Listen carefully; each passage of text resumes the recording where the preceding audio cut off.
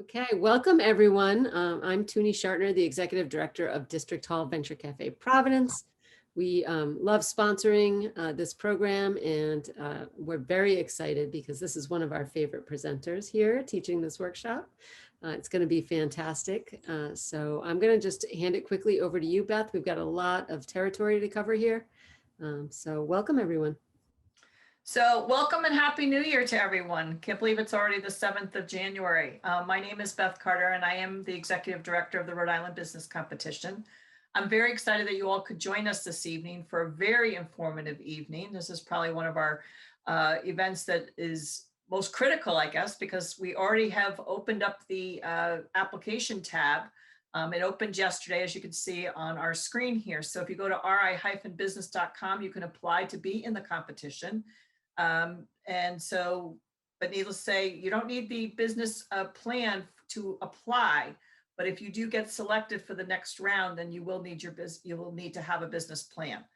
Last year, we awarded over $180,000 in cash and prizes. I do want to note that we only have one track this year. Last year we had two. We only have one track, so everyone is welcome to join that. For more information, our rules and dates of please, again, go to our website. And now I'm going to turn it over to one of our co-chairs, Anthony Mangiarelli, who's also a partner at KLR. So welcome and Happy New Year. We are excited that the Rhode Island Business Competition 2021 is offering this critical workshop this evening on how to develop a comprehensive business plan. Our presenter tonight, and I was the only kid who could never get his last name right, so I apologize if I pronounce this wrong. Is Dr. Ezenwayi Amaechi, an assistant professor of entrepreneurship in the management department at Johnson & Wales University, which happens to be one of our sponsors. So in this business workshop, she will provide attendees with resources and walk them through the creation of an investor-ready business plan.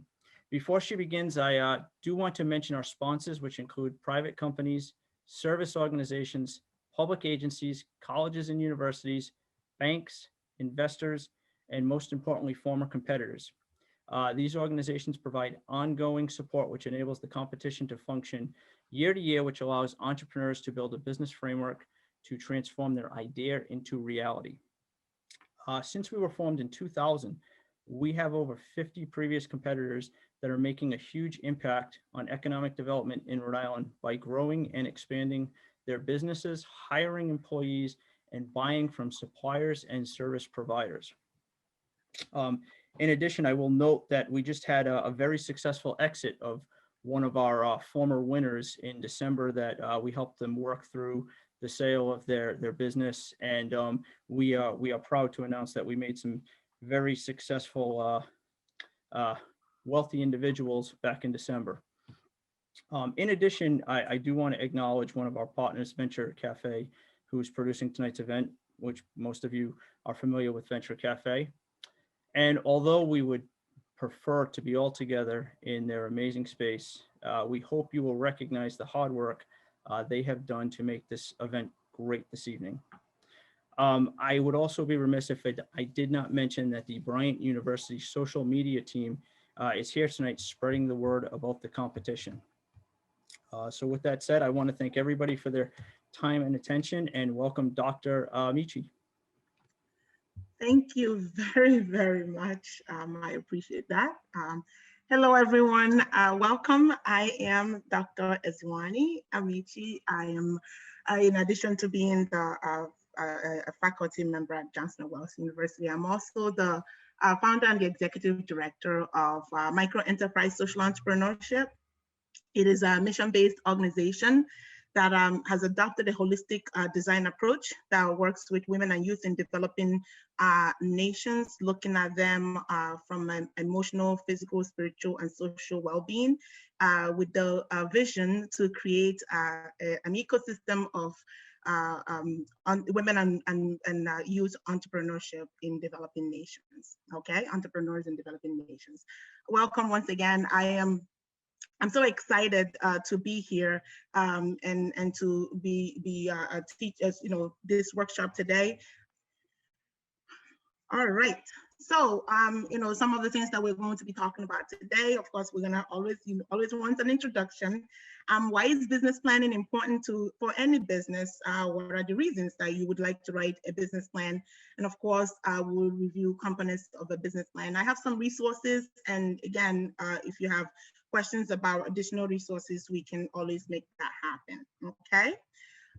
So here, starting with an introduction, what is really a good business plan? It usually is a guide, kind of that something that guides you through the stage of starting and managing your businesses.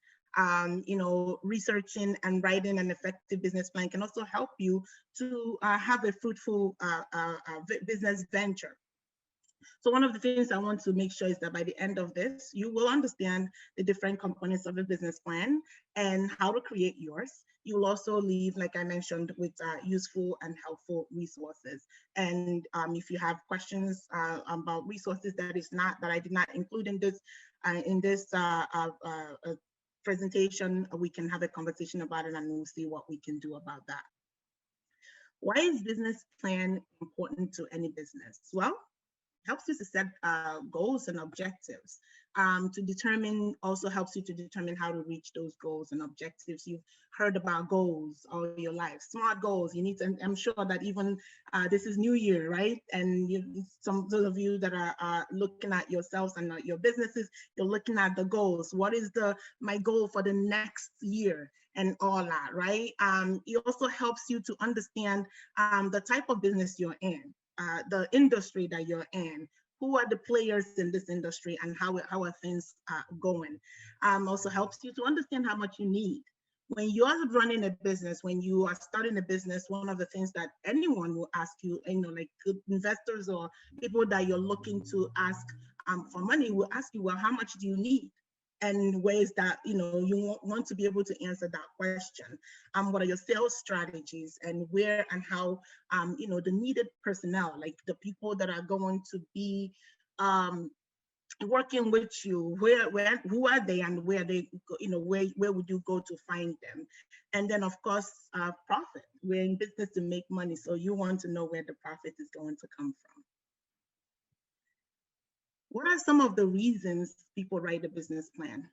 There's just a guide. One of the conversations and arguments, or whatever you want to call it out there, is, should I even be writing a business plan? What is the need in writing a business plan? I've heard people say, I never wrote a business plan in my life and I'm doing well.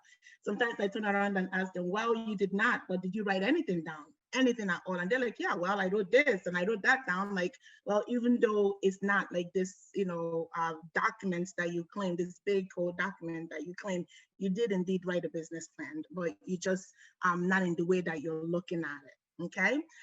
Sometimes if you're looking for money from lenders or investors, you are going to need a business plan. And sometimes even if you're looking for money from your friends and families, some of them want you to write a business plan and present it to them before they give you money.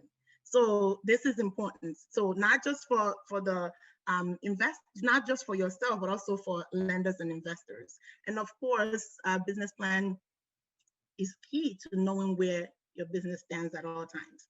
This is important because another set of individuals go, well, why do I even want to write a business plan when as soon as I finish writing it, it's probably obsolete, or I have to just put it up on the shelf. You don't have to do that. It doesn't have to go on your shelf. You're supposed to be looking at your business plan every single time.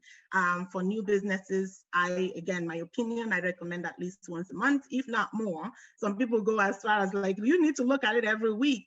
Making sure that everything, that is serving as that point one, which is a guide for your business. Okay. So here we talk about lenders and investors. What's the difference? Well, when you think about lenders, you think of the people at the bankers and stuff. You go to them because you have business ideas, and so you have to have a business plan to go to them. I think of micro finances, like depending on the amount of money you're looking for, those type of environments. investors are the angel investors, the VCs, the venture capitalists and out there, and they are looking for different things. For the investors, they are looking for equity in your organization, right, in your business, and then with the lenders, you get a loan and you got to pay it back with interest. So those are the common differences.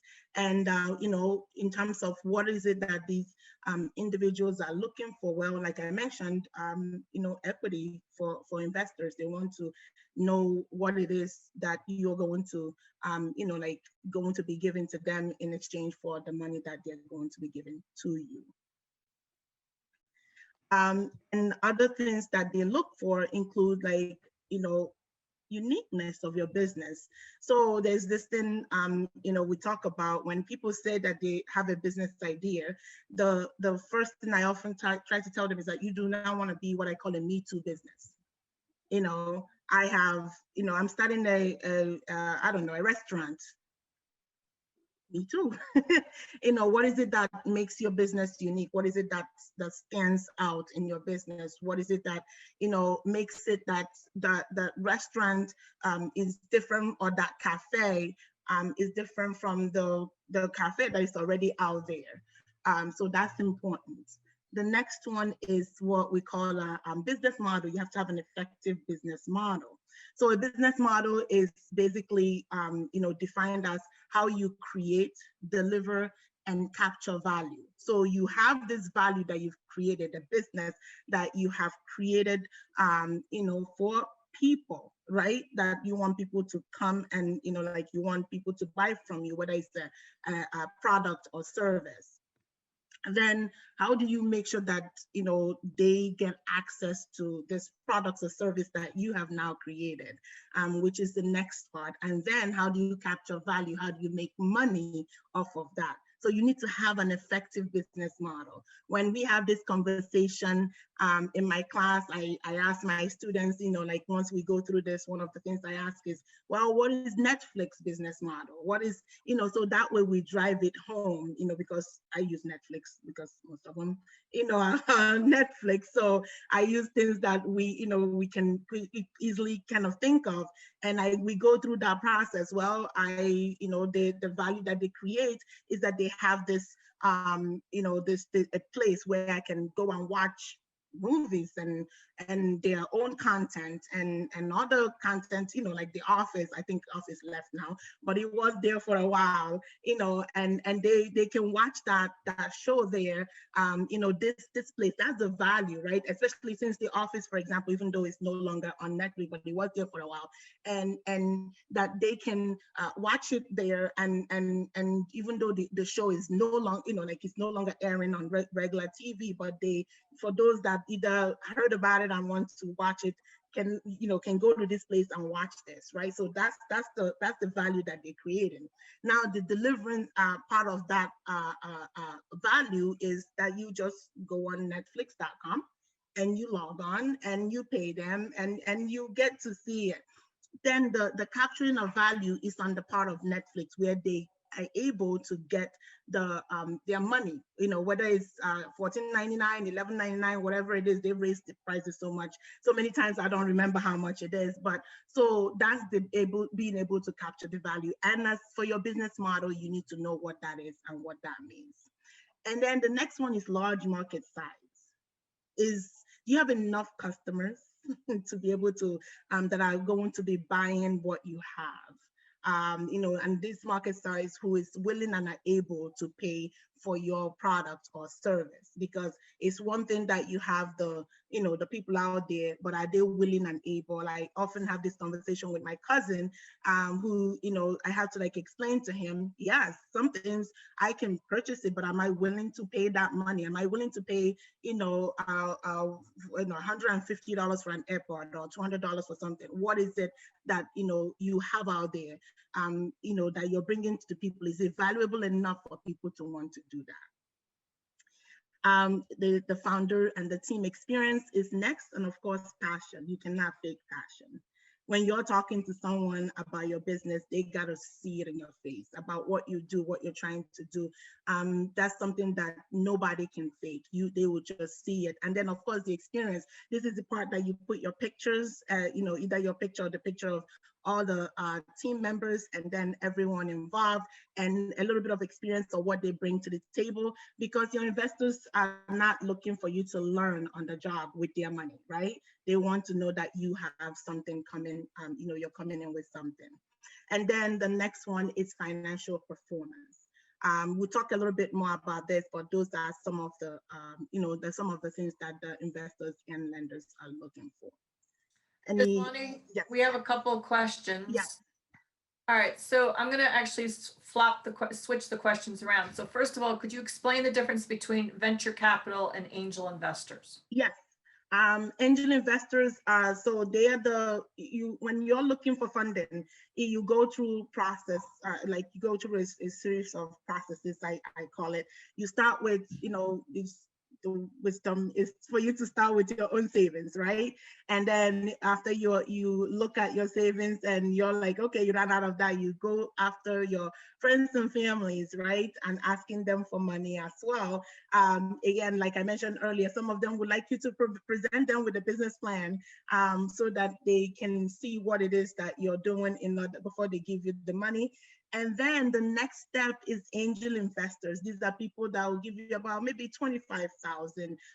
They have or sometimes more, it depends. So you need to really understand, read what their requirements are and how much they're able to give to you. And then you get the VCs. The VCs come after the angel investors. They are the next level. These are they give you like in millions, or even like what you need, but you must have gone through this process before you get to them.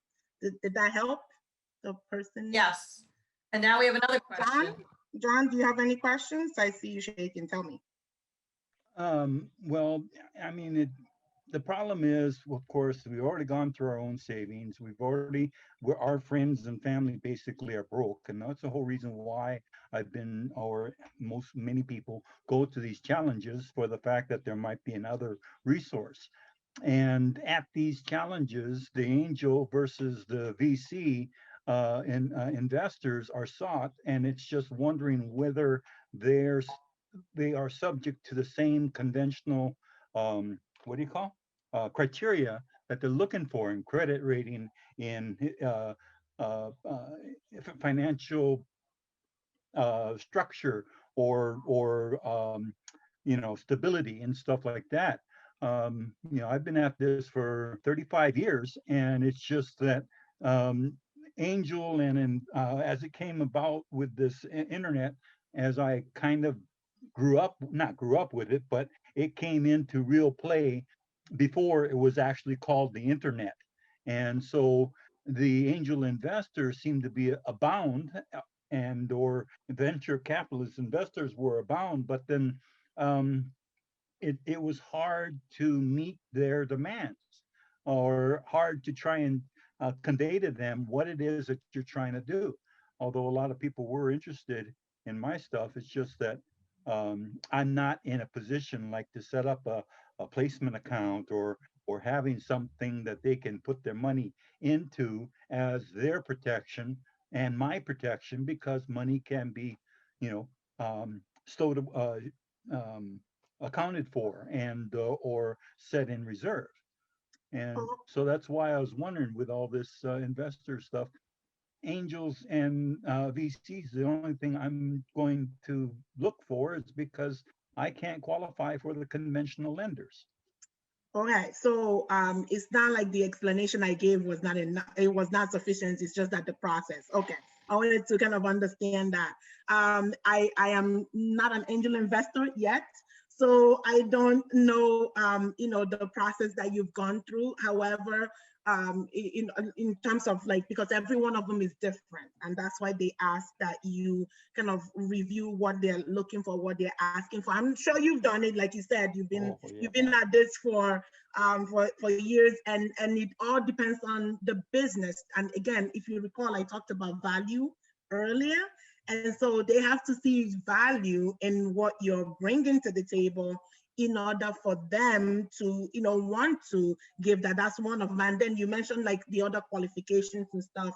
That part is out of my hands because that has to do with what they are looking for and what you're able to, to bring to the table in that regard. I hope, at least I hope that helps in that point. Our next question is from Maria. She said, is the business plan a dynamic document in the sense that it can change as different forces at play on the business influence it?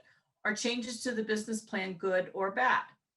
Is it a dynamic document, meaning that as things happen, as changes happen, is it good, to make changes to the business plan? That's what Maria's trying to get to. Absolutely. You do want to make changes to your, it's like you're going through the iterative of your, your business plan because, the market is changing, right? The industries, things are happening. And so you want to be making that changes along with what is happening in the world so that you, again, can still be true to yourself and true to your business and understand what's going on within your industry. So the answer is yes.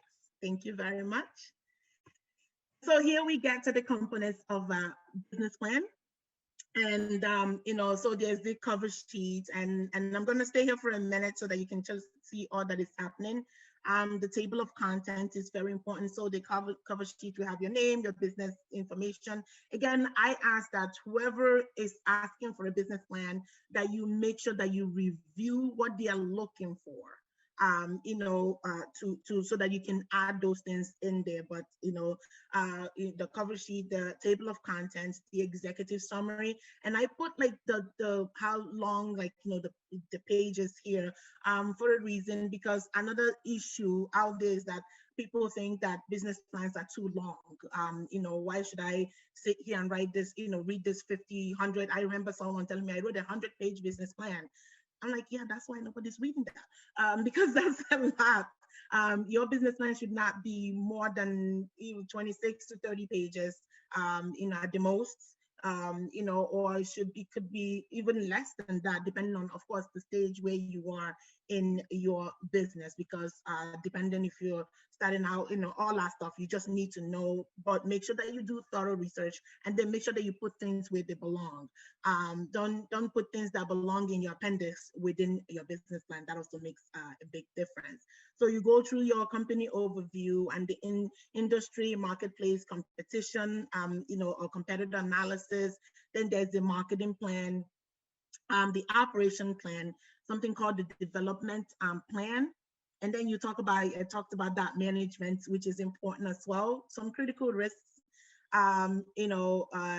investment opportunities, and then your financial plan, and lastly, your appendix, is also very important.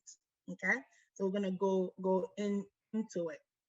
So looking at your company overview, what does that entail? What is, what do you put in your company overview? You have your description and company like history, stage of development, where you are right now. You also need your mission statement, your vision statement. I'm going to sit on your mission statement for a minute. I like what one of my students called it, that a mission statement is like your North Star. This is important. I would ask that you review mission statements out there and to see what people, what the right one out there that way it will help you to form your mission statement. But the simple thing about it is that what is it that you're doing, who are you doing it for, and how you're going to do it for them, right? And so your mission statement is a statement of purpose. It helps you to, kind of keeps you grounded. When you're, as you grow in your business, you hear people tell you stuff, or like you be able to see opportunities out there. I ask you to whenever the opportunities come your way, that you make sure that these opportunities have something like, it aligns with your mission and your vision statement. That's important. Of course, your vision statement is, what you see, I like to see it, like, where do you see yourself in the future? That's what vision statement is all about. One of the best vision statements I've seen and read, is Microsoft, at least when they started newly. Their vision statement at that point was to see or to have a computer in every home. That's it. They didn't tell you how it was going to happen, but that's their vision. They wanted to see how to have computers in every home. And then internally, of course, you got to develop how that's going to work out, right? And so you have something that simple. Think about it and think about it today. What are we using today? There's computers everywhere and even more. So that's what that aspect is. And then, of course, there's strategic goals and objectives. We talked about that, how your SMART goals. We've talked about how important that is. And we get to your product and your services descriptions. You got to describe what it is that you're selling. What is, what value are you bringing to the people? You talk about your competitive advantages, and finally, your exits, entry, growth, and exit strategies. Do you want to sell this company? Do you want to, go IPO with this company? What do you want to do with this company? Those are the things you need to explain. Beth, I think you have a question. Yeah, I do. So what about if it's a nonprofit? How does that work? Is it also called a business plan? It is, because your nonprofit is, you're running a business for your, even though you have a nonprofit. It's just that you are not, paying taxes or anything, but you still need to balance the budget. You still need to, show the people giving you money, like your donors and everybody, what it is that you're doing with the money they're giving to you. You also need to find a way to be sustainable, right? Offering services and all kinds of stuff to the people that you're serving, but at a low rate. So yes, it is indeed called a business plan. Awesome. Great. No more questions right now. Very good. Thank you very much. Then we get to the industry, marketplace, and competitor analysis. This is important. If you know me, my students know this. Research is important to me, because how can you make decisions? How can you be guided if you're not researching, right? If you didn't conduct any research on that. So you need to understand your industry. Okay, this is, the restaurant industry is growing, and it's growing at a 5% rate. This is a 25 billion, a 50 billion, whatever billion industry, and it's growing at this rate. And in the next 5 years, this is what's happening. Because by doing this, you're trying to find out if this is even worth going into. Is this industry worth going into? And so you get to do that analysis, including the marketplace analysis and the competitor analysis. This is another place that I tell this is important. You need to know your competitor, because they will know you.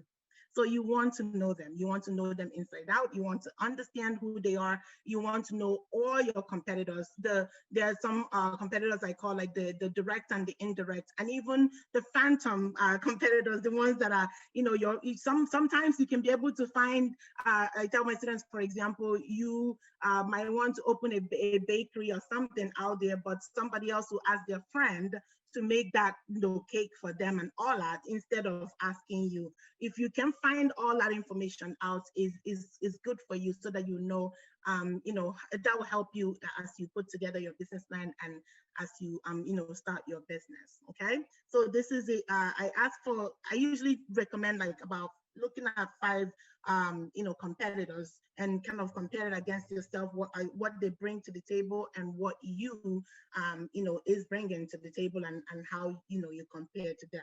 Remember that uniqueness that I mentioned earlier. That also plays a big role here. So Amy Long has a question. It says, my question is, where and how do I do market research? Very good question. There are, it's part of the resources I have at the end.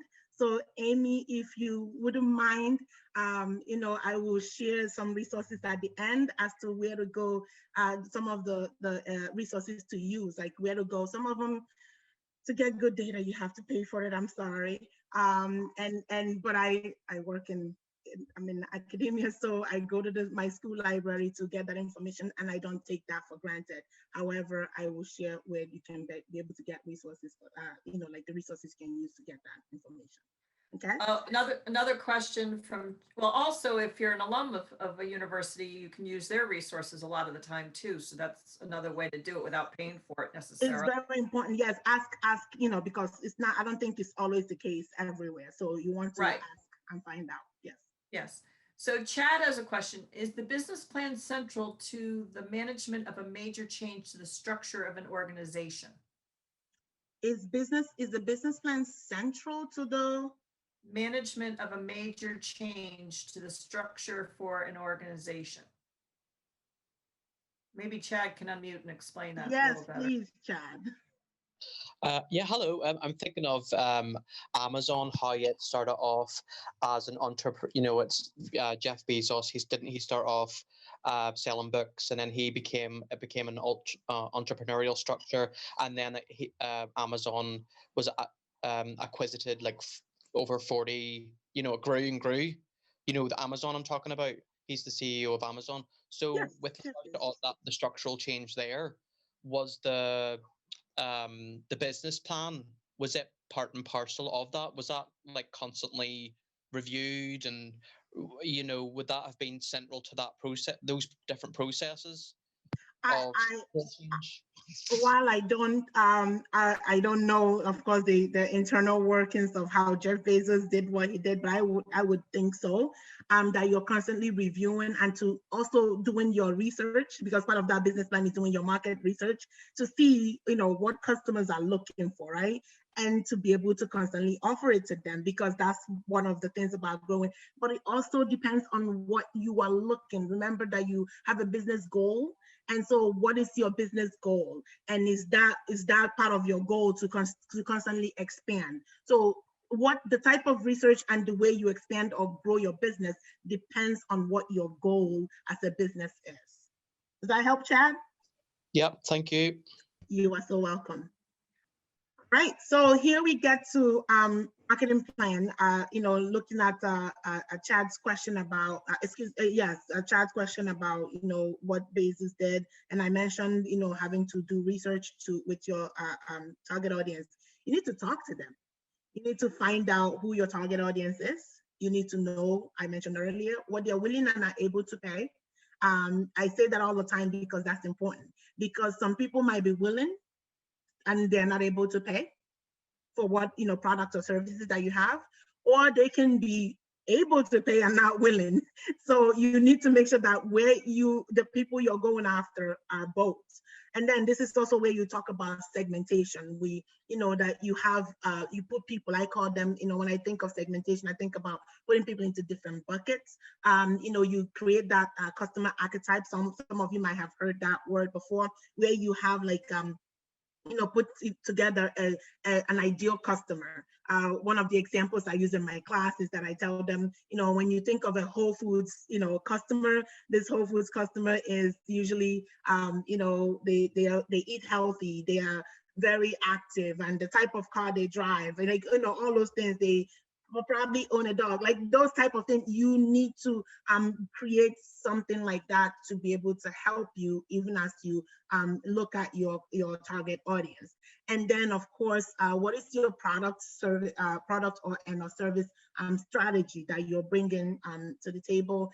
And the next one is the pricing strategy. There are different pricing strategies out there, and why have things $12.99 and not $13? Those are questions that you might want to ask, and you will learn that as you go through the pricing strategies. Why is it $9.99 and not $10?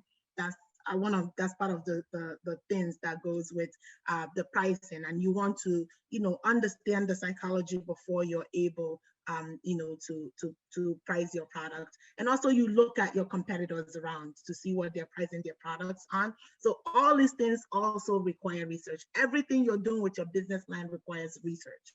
I tell people, if you're looking to buy a house, you ask people, you go online and you research and you do all kinds of things. If you're looking to buy a washer, like, any of those things, you're asking people, you're doing research and everything. The same thing works with this. You need to do research. It's important. We get to operational plan. Starts with operational strategy. And then it gets into like your scope of operations, which includes your a firm's range of internal and external activities, the breadth of your offering, the extent of your presence, a Chad mentioned Amazon and all that stuff. And then of course the mix of businesses. So for some people, this might be like, a big deal. You're like, I'm just starting, then just start with the strategies and then go from there, right? And then there's you need to also talk about the ongoing operation of your business, and you always want to think of the expense that it costs to be able to, run and operate your business. So far, so good? Oh, okay. Francesca just asked, as you go through the different parts, could you please touch on for-profit versus nonprofit? Oh, just to remember, again, all these, honestly, all these applies, because again, when you're running your, your business, your nonprofit business, the operations, how do you run the operations? You still need to have a strategy, right, for how to operate your business. When we talked about, I'm just gonna go up really quickly, under marketing plan, who are you trying to serve in the community? You need to know who they are and know exactly what their needs are in order to, serve them well and properly, and in order to ask for funding, so that you can get the right funding to be able to give to the right people. What mix of products and services are you going to be serving, or these people? Because that's also important, like, so in this case, we talk about programming and all that stuff. What is it that you're going to give to them? Whether if it's like you're serving the homeless, for example, well, like, how do you go about that process of, are you, what are you giving to them? Are you giving them a place to sleep? Are you giving them food? What is it that you're giving to them? And you need to understand that. So in terms of pricing, all right, so you're not charging them, but someone still got to pay for it, right? So how is that? How do you go about making that happen? So like I mentioned, there's the funding aspect of it, and then there is the, maybe you have pay forward or something to the effect. Some people will say something like they want to start a cafe where they'll have someone pay for other people, while, and just kind of take their food and go. So if that's what your process is, you want to make sure that you are you're deliberate in that, and that you're explicit in what you're looking for. Then we get to developmental plan. Again, what is development? You got to come with the strategy. This strategy outlines strategies for steady and sustainable growth. This applies to both for and nonprofit. You want to grow, you want to be around, for a long time. So what is my strategy to make this happen? What is it that I need in order to continue to grow and be sustainable in my organization? And then you need to develop a timeline, something like, also I put it in parentheses, milestones. So I have milestones. When I have my students develop this, I have them kind of put it in a table where you have what needs to be done, who is doing it, and when does it need to be completed. So for example, create websites. I'm just using that as an example. Who is doing that, and when does it need to be done? Okay, create website, Dr. Ezenwayi, and then needs to be completed by February 10th, 2021. That way you can see, again, it's part of that, picking up your business plan and not just dropping it and, let it collect dust on the shelf. And of course, there's expenses that go with this process as well. Management team. mentioned how this is where you want to have the pictures of all the people, that are part of this management team, or just you. Whoever that is, you want to be able to, put their information out here, put their experience, what experiences that they bring into the table, as that will help you as you, talk to investors or talk to funders. That this is what these people can do, and how they're going to help, improve this business. And then there's the ownership and compensation. So this is for the for-profit aspect of things. Who are the owners? Any of the managers, anyone from the management team, any of them, do they have shares in the company? And if so, what is it, how much, and how many shares do they have? And so those are things you want to be able to share, and people need to understand it, because that will also that will help, as you go through with the investors and stuff. And of course, there's the organizational structure. If you're looking for someone to invest in your business, you want to be a C Corp. A corporation, that is just, you don't want to be any other form of, at least with my understanding, you want to start with a C Corp. Yes, Beth. Yeah, so Chad has another question. In relation to the role of the leader or manager, can you give some examples of how to overcome any resistance from staff to the development and growth of the organization, not just downsizing, meaning firing a lot of staff? Chad, unmute yourself, please. Yes, tell us.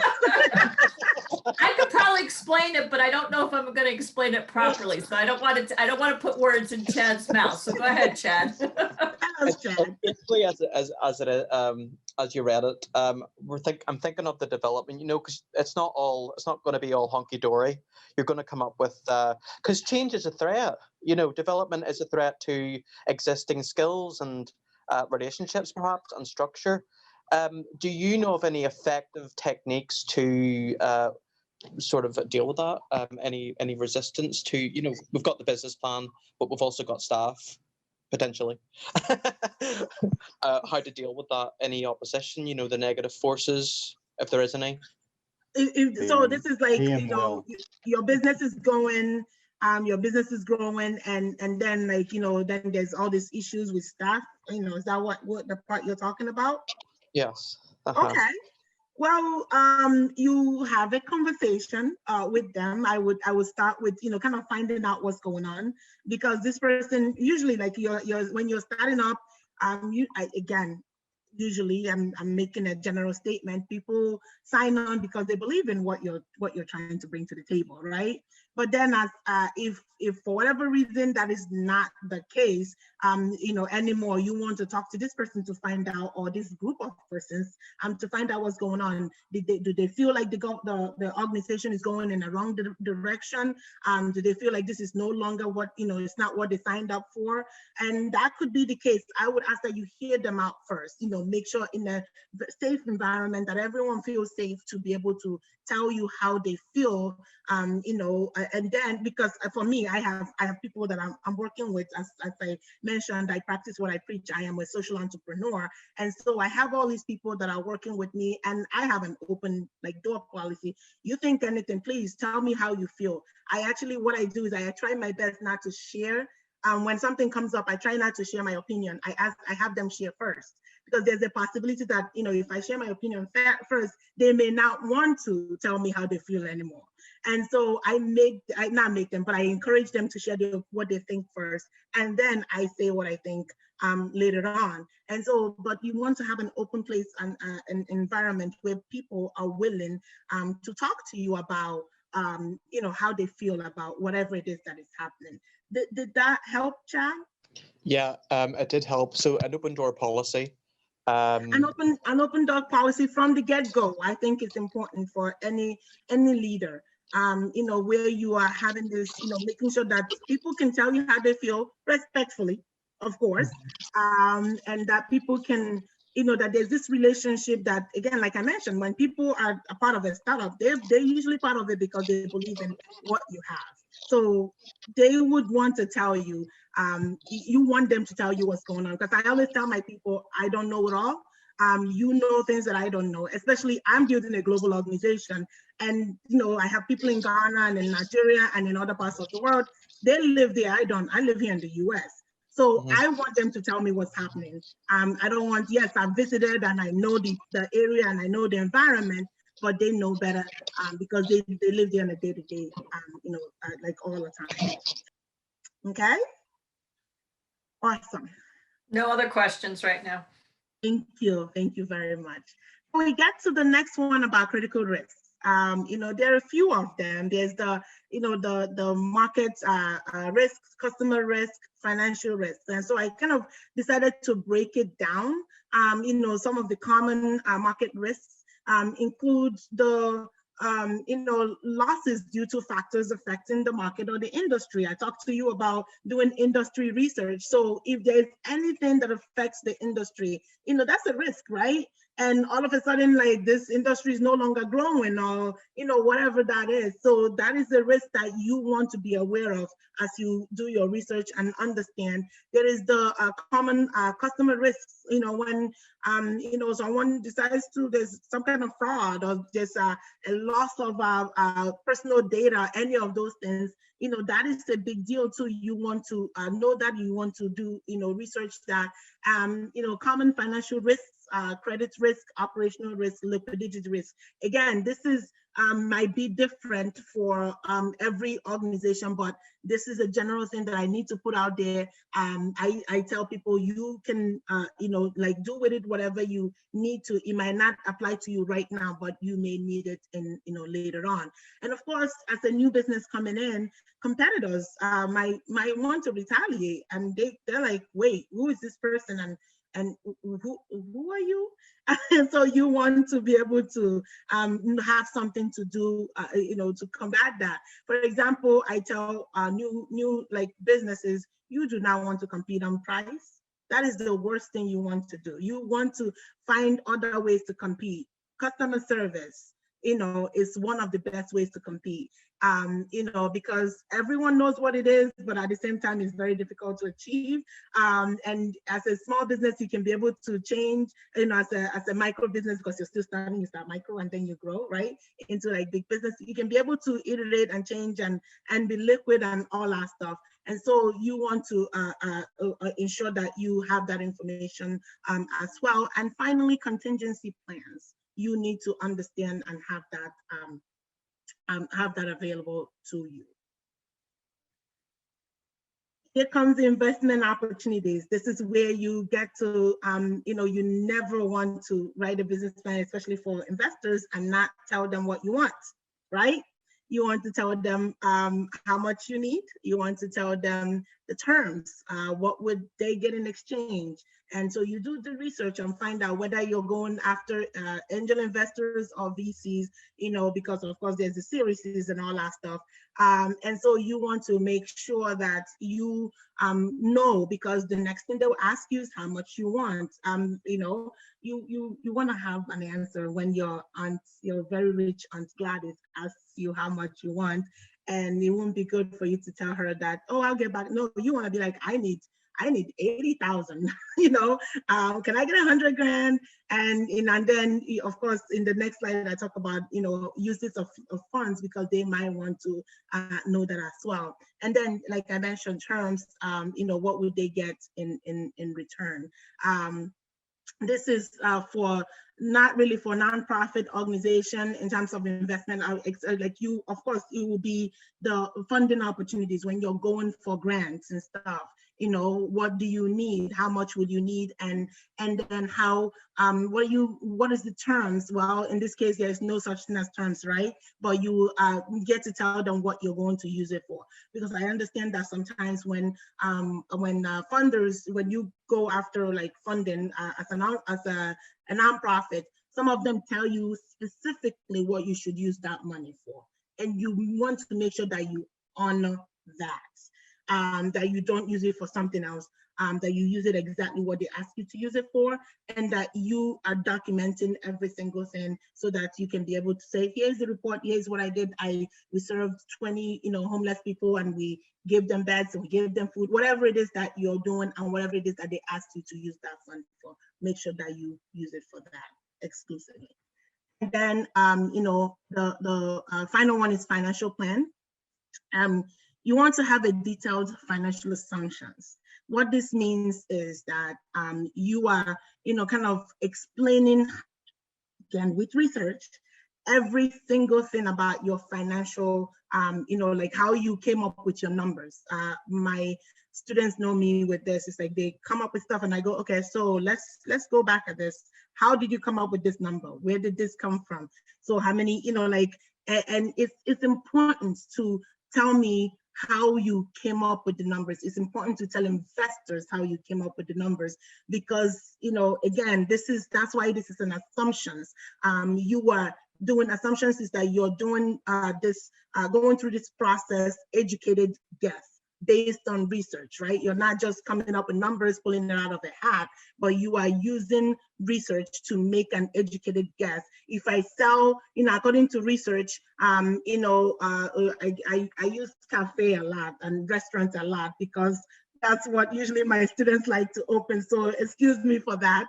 But I'm opening a cafe, and research shows that the average cafe sells 100 customers or clients a day, and so times this, times what month and all that stuff. So you're able to use that research, to come up with making assumptions for your for your business plan. And so the pro forma income statement, the pro forma balance sheet, the pro forma cash flow, all those things are important. You in the income statement, you talk about how much you expect to make, and if you already you started selling something and have all those things, please put it in there. List your assets and your liabilities and your equity and all that in your balance sheet. Then you want your cash flow is important. Because that's where you get to see the real-time information there, what is coming in and what is going out, and what do I have in the bank, right? And of course, the break-even analysis, you do want to make that calculation. With your break-even analysis, is, again, my understanding, if you can start making money the first day, my goodness, good for you. But if not, it's my understanding that at least the first 3 years, if you can just break even, pay all your bills, you're doing well. But of course, you want to get to a point where you start making money. So those are the information. And of course, the last one I mentioned is where do you plan to get the fund from, and how do you plan to use it? What are you going to use it on? So sometimes it's like, I'm going to use it to pay the rent, I'm going to use it to get the equipment, I'm going to use it to buy the inventory needs to be purchased. Like the first, what is it that you need to list all those things out there. I need $50,000 and I'm going to use it for this, and this. And if you can list how much each equipment, for me, I do. My equipment cost me 50, it's cost this, whatever it is that you're going to, how much is part of the research. I would encourage you to do the same thing in that regard. Beth? So yeah, you beat me to it. So Amy has another question. It's a good one. Is a business plan different for those who already know they want to sell, i.e. flip the business one day? So they know they're going to flip the business one day. So is the business plan different? No, remember I talked about, knowing your goal at the beginning of when I started earlier. So you have to have based on your business goal, that would then determine how you put things together. So, my goal is to be the next, talking to my students, to be the next Facebook or the next Apple or Google, any of those things. My goal is to be to have go IPO. Remember I talked about the exit strategy and stuff. You need to understand that, because that will determine how you write your business plan in that regard. I hope that helps. No other questions right now. Awesome. That's great. Wonderful. So the next one is appendixes. This is where you, kind of put all the things that you may, that the organization or where you're writing this business plan might be asking for. Sometimes like legal documents, leases, location, all the research that you did about the place and all that stuff. If you have product specifications, if you came up with menus, if you've done promotions in the past, if you've talked to customers already, you've done your, gone past the secondary research and how you've done your primary research where you've talked to customers and, maybe done focus groups or observations or any of those things. This is where you put that information. This is where all that lives in the appendix, okay? And then I promised someone resources.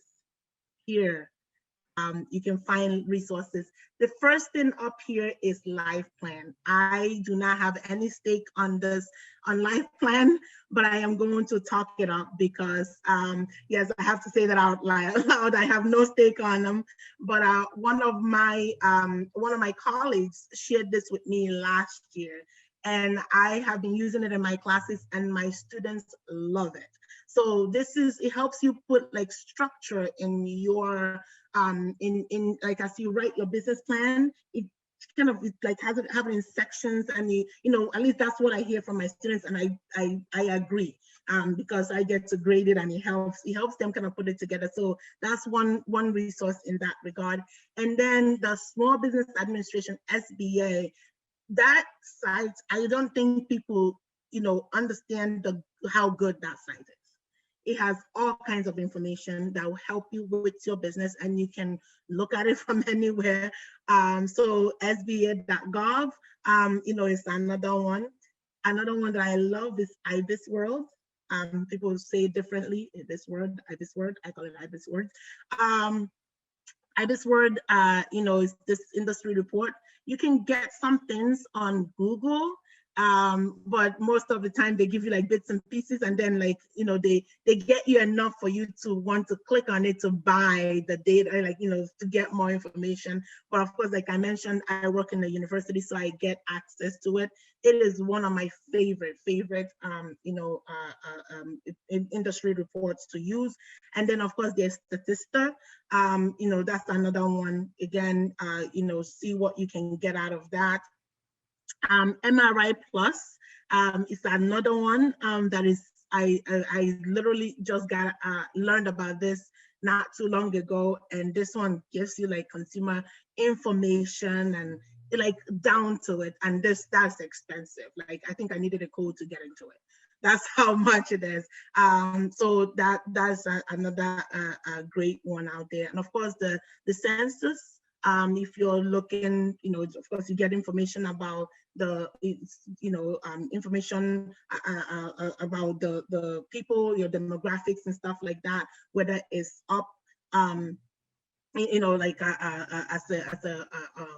in the US or in Rhode Island or any of those. This is, this has been awesome. Thank you for the engaging conversation and the questions that you've asked so far. I'm gonna stop sharing, and so that I can see your wonderful faces again.